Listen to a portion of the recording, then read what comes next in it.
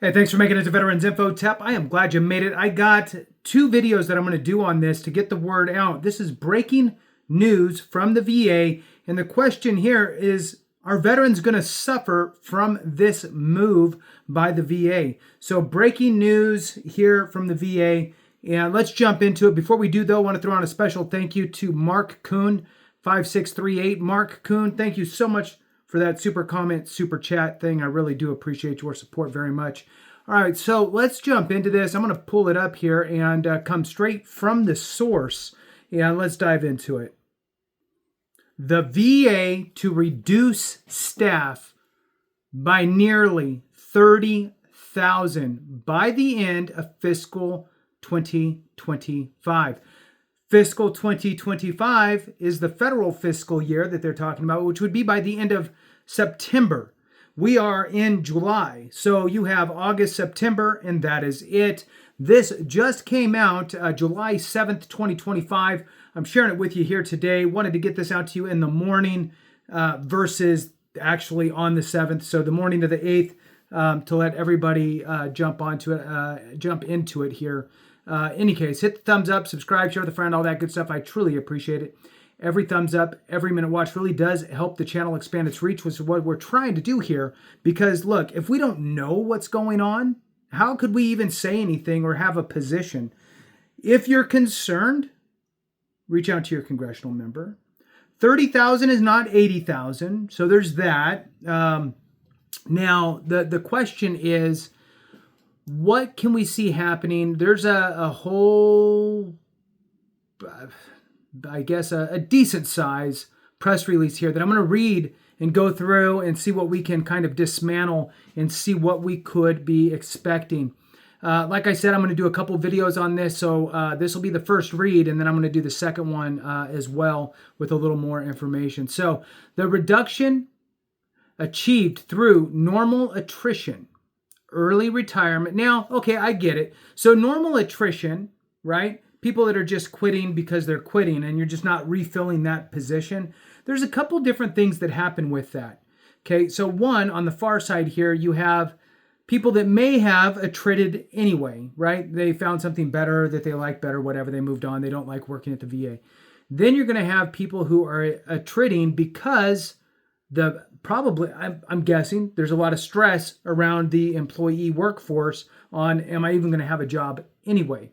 And then you have the early retirements as well, including deferred resignations and the federal hiring freeze. So the other side of this is, well, what if people are attriting out of positions that are, necessary, mandatory type positions that you need to have filled? Well, you still got to fill those. So anyway, moving on. It says here that this eliminates the need for a large-scale reduction in force. Now, what I'm reading here is it's a combination of things. So the normal attritions, the early retirements, the deferred resignations, the federal hiring freeze, some of this stuff we've heard in the past. Actually, the past administration, if you remember, called for the reduction of 10,000 VHA workers. And how were they going to do that? Well, they were going to do it through normal attrition, just not fill the positions as people left. So that is not a new concept. That's even prior to the prior administration. This is nothing new. This was just their plan then. It's still their plan now at the VA to utilize normal attrition as a way to help reduce the headcount. So what they're saying is that this is eliminating the need for a larger scale reduction in force. Remember that 80,000. Now, the question is, and hopefully we'll get some more information here, is the VA still going to do massive reductions in force? 30,000 is a big number. It's not the 80.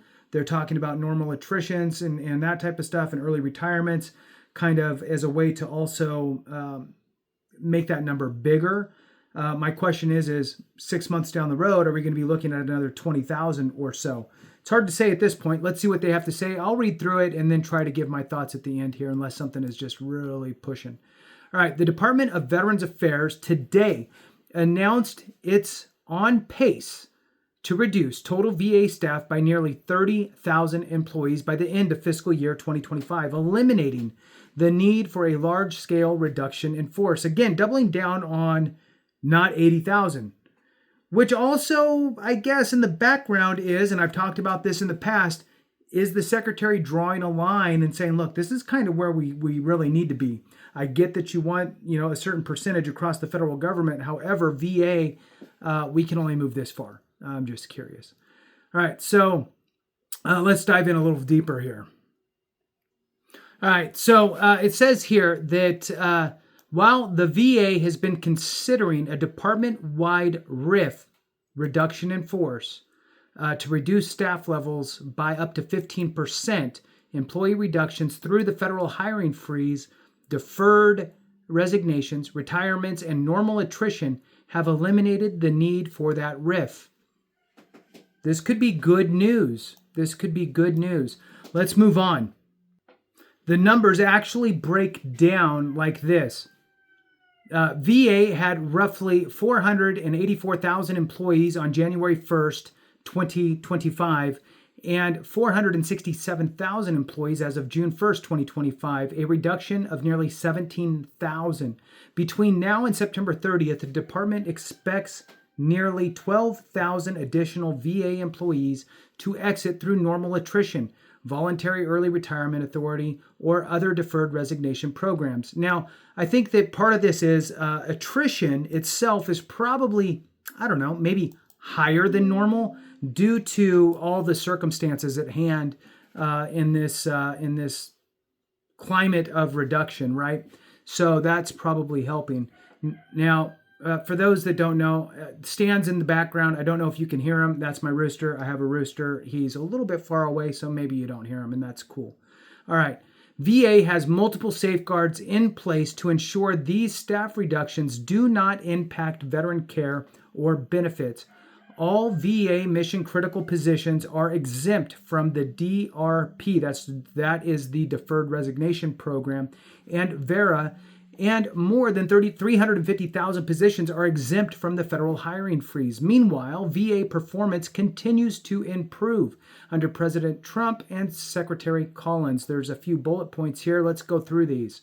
All right, VA's disability claims backlog is already down nearly 30% after it increased 24% during the Biden administration.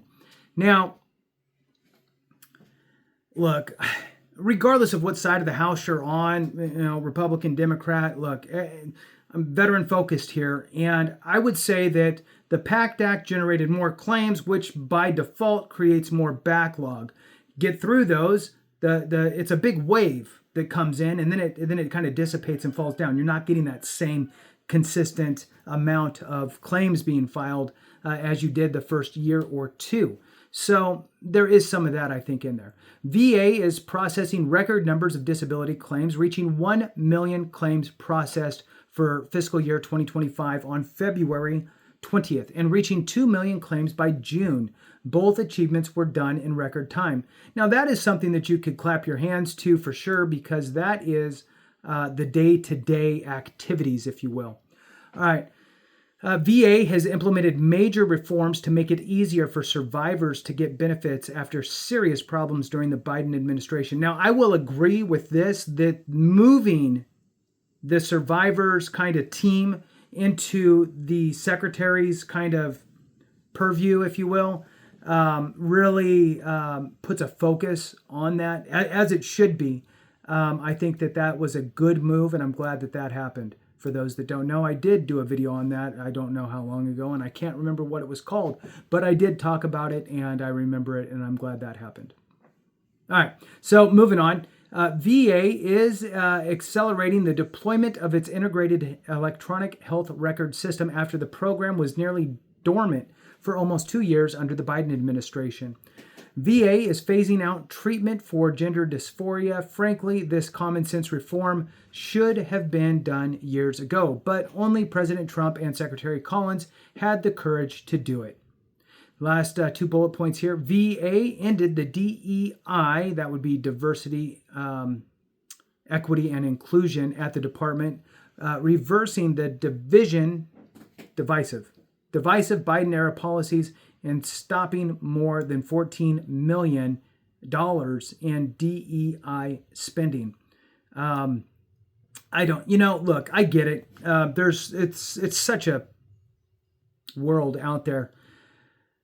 However, when it comes to veterans, personally, I view veterans as veterans, right? We're all under one bucket or one umbrella, in one bucket, whatever. We are our own class of individuals, and I call it the veteran sphere because I also include our dependents, spouses, surviving spouses, caregivers.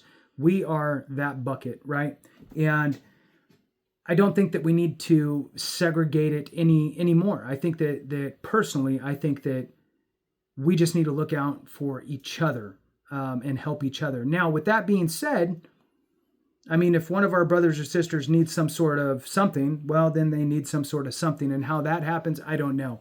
But as far as just the looking through the lens of brothers and sisters, and this is just me, right? I mean, I'm just some dude talking. All of my brothers and sisters are always welcome, and I don't care what flavor you are. We are all the same when it comes to, we all bleed green or blue, right? I guess. But as far as what branch you are in, but we all bleed that military blood, and that's I guess the bottom line. Anyway, moving back into this, since March we have been. Oh, there's one more bullet. VA has brought more than 60,000 VA employees back to the office, where we can work better as a team to serve veterans. And you know what? I kind of get it. There's some positions in which you can just work from home, right? And it's not a big deal. There's other positions where maybe you're better off in an environment with your teammates next to you, one, to hear and to see and to lean on in the event that you need help. I don't know. I mean, I've never worked at the VA specifically, but I'm sure there are some situations in which it would be nice to have somebody to your left or right that you can go, hey, did you ever run across a problem like this or a situation like this? Can you chime in here or there or whatever? I don't know. I mean, I could be crazy. Whatever. That's fine. But I'd love to get your thoughts on those bullets. Anyway, so let's jump back into this. I'm a little bit hot and delirious and thirsty. Since March, we've been conducting a holistic review of the department centered on reducing bureaucracy and improving services to veterans, VA Secretary Doug Collins said. And he also said, as a result of our efforts, VA is headed in the right direction, both in terms of staff levels and customer service. A department-wide RIF is on the table, or is off the table. But that doesn't mean we're done improving VA.